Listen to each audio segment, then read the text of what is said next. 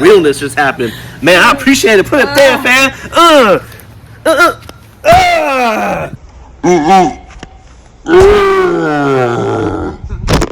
Bow. What's happening, y'all? It's your boy, Filthy Swole, back at it with another Real Talk. And it's going to get real. But before I get to that, you know I like the fitness. You know I like to promote it. So I'm going to do an exercise right quick while my guest bees my guest. All right. So we're going to do some air squats. Arms out.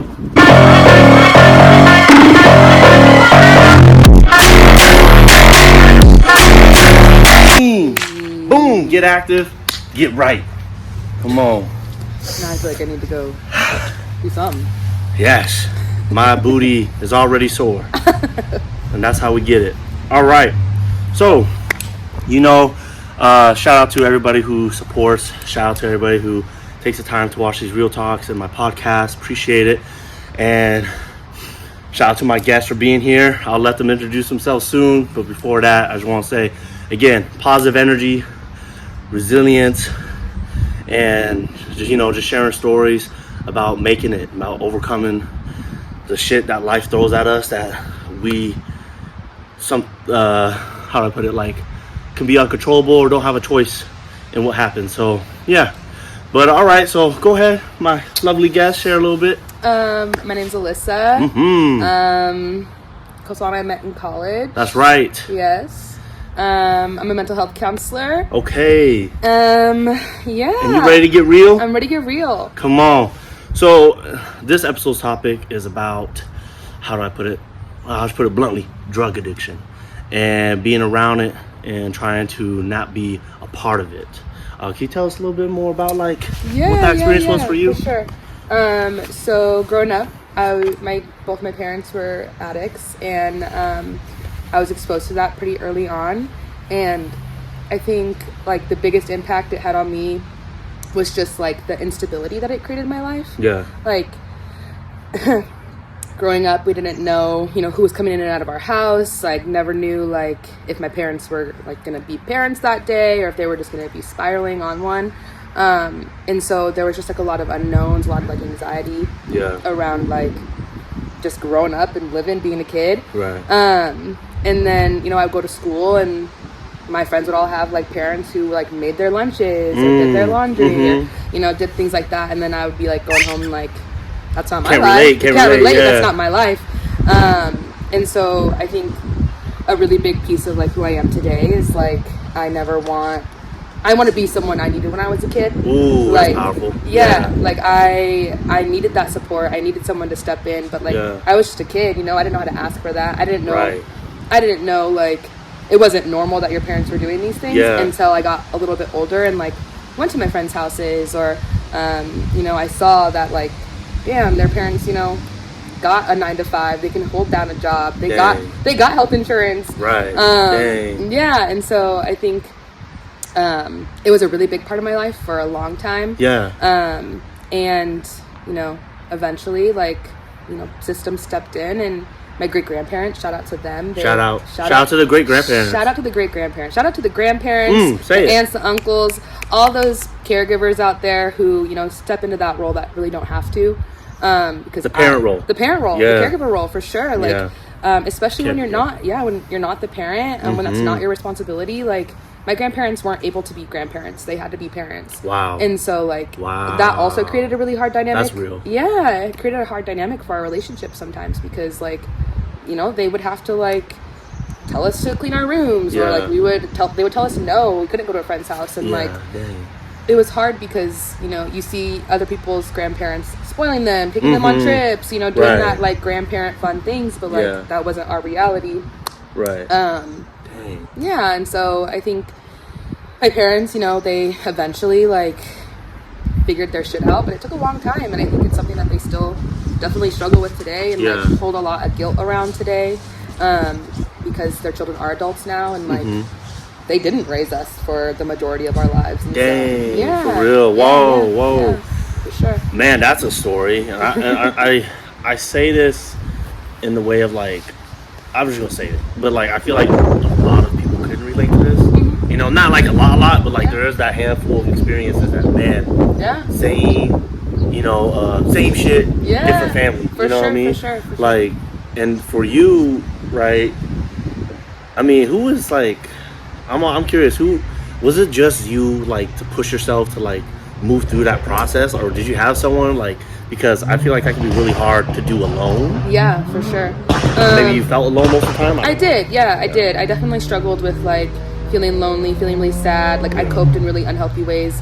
And I didn't turn to the drugs the way that my parents did, but, like, I would self-harm, or I would do stupid, reckless things, or, like, I would go and party with my friends on the weekends, like, as I was getting older, and, like, getting drunk in a random field where no one knows that I'm, like, out doing stupid shit. And so, like, I wouldn't say that, like, I went down that path, but, like, I was definitely reckless. I wanted someone to pay attention. I wanted someone to, like, know that I was struggling and needed support. And so I wouldn't say that there was anyone in particular. I definitely had, like, a few people in my life in school. Like, a really big piece of why I wanted to do mental health counseling was because my elementary school guidance counselor. Like, she really stepped up and, like, she saw that, like, I had the life I had, and there wasn't a whole lot she could do outside of school, but she created a safe space for school.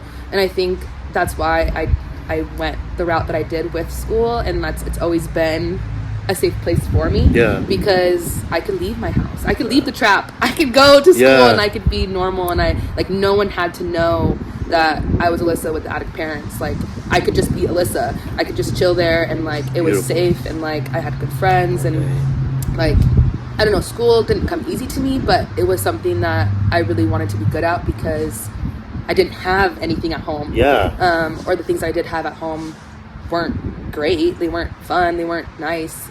You mentioned a trap. A trap. Your upbringing was a trap house? A trap house. Multiple. Multiple. Not one. Not two, one. 3. Probably like 4 or 5. Damn. Yeah, because, like, like, your parents, they get these cheap apartments, right? And like, because all the money's going to the drugs. All the money's going to, like, the next fix. And so they would get these super cheap apartments, and then, like, they would meet the addicts next door, and then, like, our crib was the place. It was where everyone was hanging out. Transaction, the business. Wow. And then, the cycle would continue where, like, they'd get behind on rent, we'd get an eviction notice, and we're on to the next. Damn. And that happened from, like, as long as I can remember until I was probably, like, 10 years old, when my grandparents, like, stepped in. My great-grandparents. I say grandparents, but they were young. They were, like, my whole family was very young, having kids, and so the age of my great-grandparents are the age of, like, typical grandparents. Yeah. And so, like my mom, my grandma had my mom when she was 16. My mom had my sister when she was 15, me 18. Like, was really one of those. Me and my sister were those to, like, break that generational pattern. Dang. And that's not an easy thing to do, is it? No, definitely not. You mentioned that you self-harm, and you did coping in ways that weren't the best.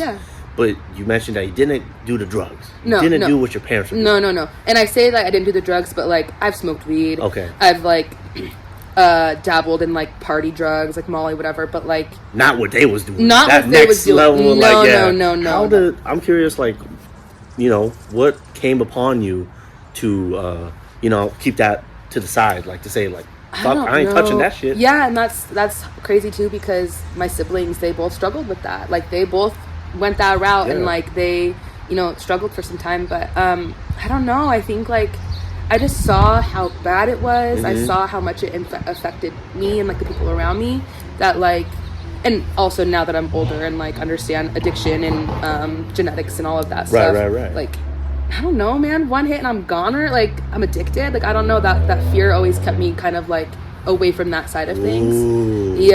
And then, like, I definitely made stupid choices in college around, like, exploring and things like that. And, that's not something that I ever am interested in going back to. But I do feel like I definitely learned through those experiences. And so, but never really... I think it was the fear of just, like, becoming like them. Dang. In that sense. Like, my mom and dad are great now, but I would never want to portray anything that they used to do or how they used to be.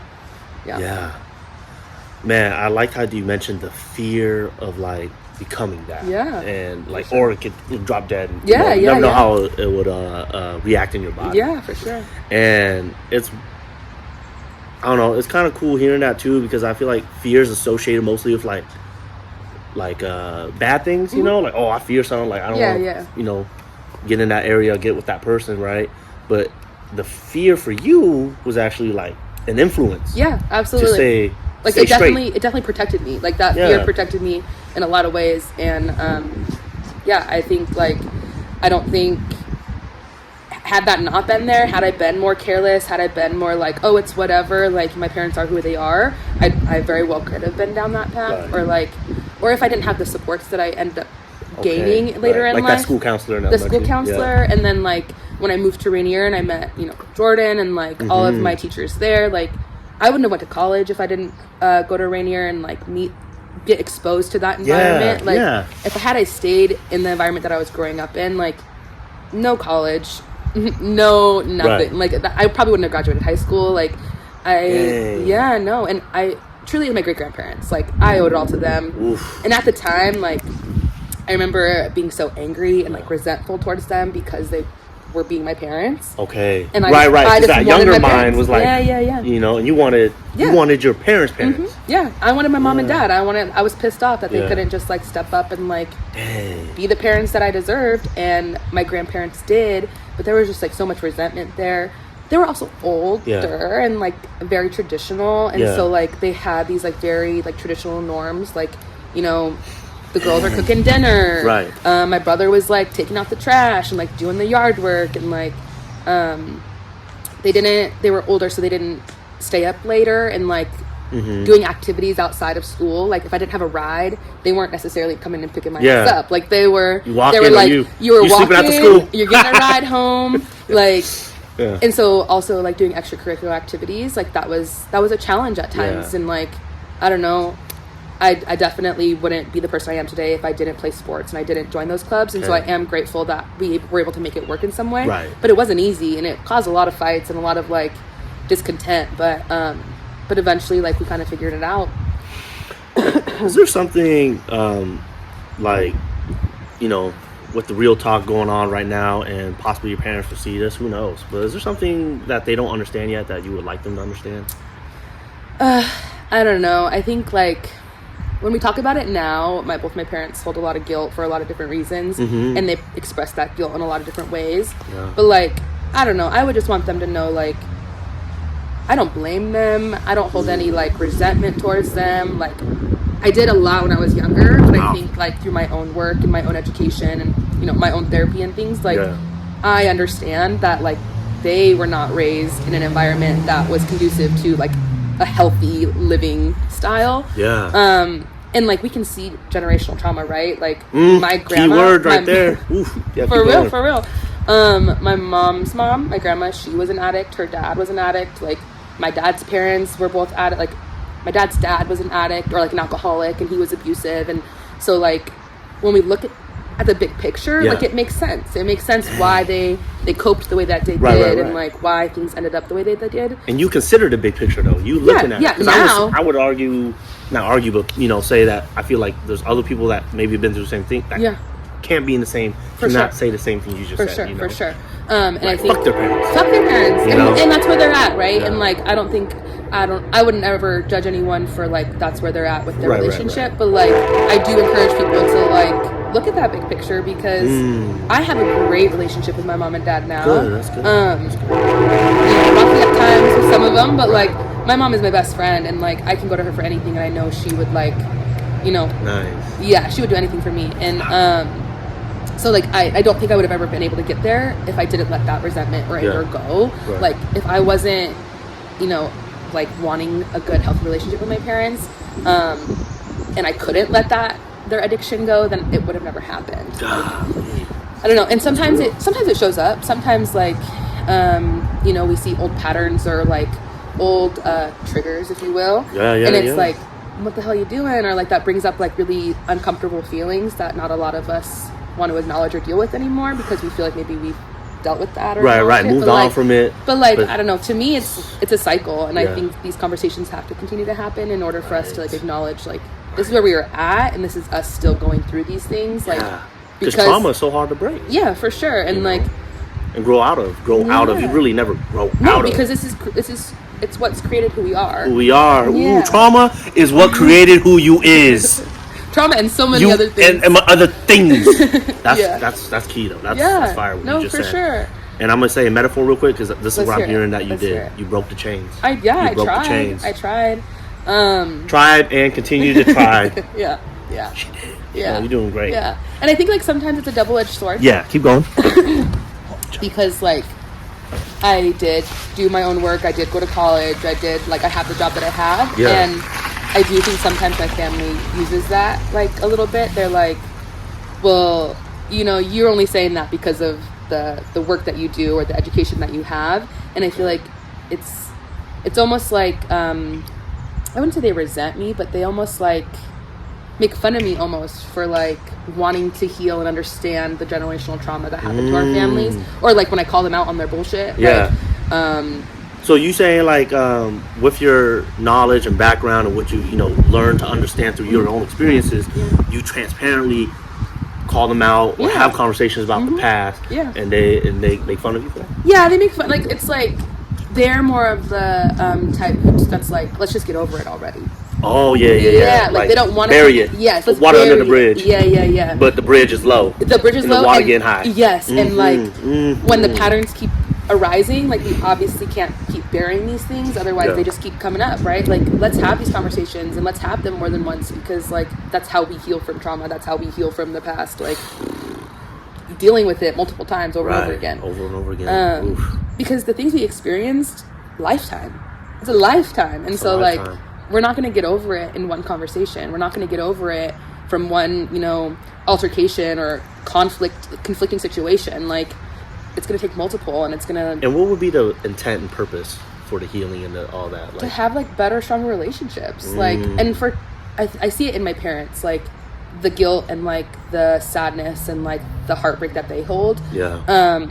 And, like, it shows up in different ways, and I think if we were to get to a point where we could just accept the past for what it was and, like, know that we are doing the best we can now, and, like, not feel angry when we're reminded of the past and like we have feelings about that. Yeah. Like, I'll like make a comment like, dang, I wish my mom was at my volleyball games, or like, or something that was hard was like, I give a lot of credit to my grandparents, my great grandparents. I give them so much credit, and like they deserve that credit because they worked their asses off and they did not have to. No. And so I think sometimes like my dad can get like, I wouldn't say jealous, but like I think he just gets hurt that like I give them that much praise, or I give them that much credit.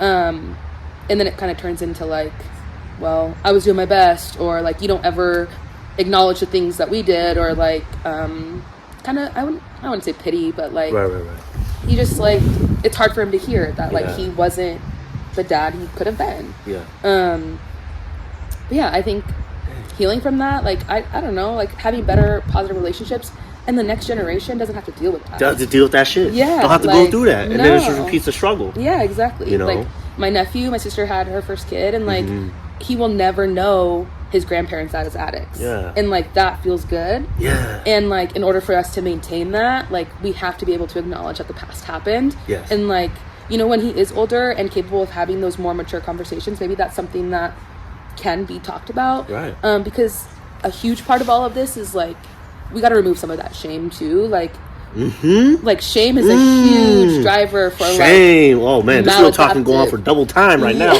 But we're gonna keep it locked. Keep going though. Shame. Yeah. Shame is a driver. I think shame is a driver for a lot of like taboo for sure. And like shame and embarrassment and guilt, like those feelings really drive like addiction. They drive maladaptive behavior. They drive like those really uncomfortable counseling terms came out. Keep going. Yeah. They really drive those uncomfortable things that we experience in life. And so like having these conversations, I think, reduces the shame around it. Like let's be real, right? Like let's have these conversations. Real talk. Sorry. Let's do it. That's facts. Yeah. So dang, I love that. Yeah. No, and I love like everything you shared in regards of like how that experience built in like this level of fear, but for you not to copy that, and try to move past and move on it. and then you went to college, you went to school. I did, yeah. And I mean, that knowledge and stuff you brought back to the family.